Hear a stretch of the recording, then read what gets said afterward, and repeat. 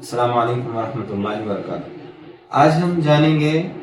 چھینکنے یا کھانسنے یا چھینکنے کے آداب۔ کھانسی یا چھینک جو آتی ہے وہ انسان کی ضرورت ہے، تو انسان کے لیے ضروری ہے کہ اس سے جو ہے چھینک آنے سے انسان کے جسم کے اندر میں ریسپریٹری ٹریکٹ میں اگر کوئی نقصان دہ چیز ہو تو وہ باہر نکلتی ہے، مگر اس کے کچھ آداب ہیں۔ اللہ کے نبی صلی اللہ علیہ وسلم نے ہمیں یہ سکھایا ہے کہ چھینکتے وقت میں اپنی آواز کو پست کرنا ہے، یعنی اپنی آواز کو کم کرنا ہے۔ اس سے مراد یہ ہے کہ جو چھینکتے وقت آواز آتی ہے یا کھانستے وقت آواز آتی ہے تو اس کو بھی کیا کرنا ہے، تھوڑا کم کرنا ہے، آواز کو کم کرنا ہے۔ اور علماء اس کے اور معنی یہ بھی بیان کرتے ہیں کہ چھینکتے وقت میں اپنی جو ہے کیا کہتے ہیں رومال کو منہ پر رکھ لینا ہے، تو اس سے بھی آواز بھی کم ہوگی، اور اس سے کیا ہوگا کہ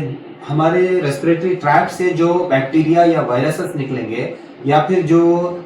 تھوک کے جو ڈراپلیٹس نکلتے ہیں، اندر سے بلغم کے جو ڈراپلیٹس نکلتے ہیں، وہ اپنے کپڑے میں یا رومال میں قید ہو جائیں گے، ورنہ پھر اگر ہم ایسے ہی ہوا میں چھینکیں گے تو وہ پورا ہوا میں پھیل جائیں گے، تو اس سے کیا ہوگا، اگر کوئی بیماری اپنے کو ہے تو وہ دوسروں کو بھی پھیل سکتی ہے۔ تو اس کے لیے کیا ہے، چھینکنے کے آداب کیا ہے کہ ہم جس کسی سے بات کر رہے ہیں تو ان کی طرف سے اپنے آپ کو، اپنے چہرے کو موڑ لینا ہے اور ہاتھ میں رومال رکھ کے رومال میں چھینکنا ہے یا رومال میں کھانسنا ہے۔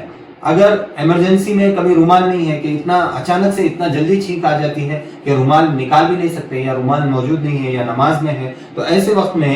اپنے کوہنی کے اندر میں چھینکنا ہے، اپنے کوہنی کے اندر میں چھینکنا یا کھانسنا ہے۔ اس سے کیا ہوگا، اس سے بیماریاں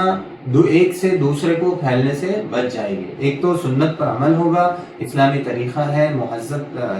طریقہ ہمیں ہمارے نبی صلی اللہ علیہ وسلم نے سکھایا ہے، اس پر عمل بھی ہوگا اور اس سے ہمارا دنیاوی فائدہ بھی ہوگا۔ ایک ہم دیکھتے ہیں کہ ایک آدمی کو کوئی وائرس اٹیک ہوتا ہے، کوئی وائرل فلو ہو جاتا ہے تو گھر کے سارے افراد کو فلو ہو جاتا ہے۔ اسی طرح گاؤں کے اندر میں پورا گاؤں کا گاؤں جو ہے فلو سے افیکٹ ہو جاتا ہے۔ یہ کیوں ہوتا ہے؟ کیونکہ ہم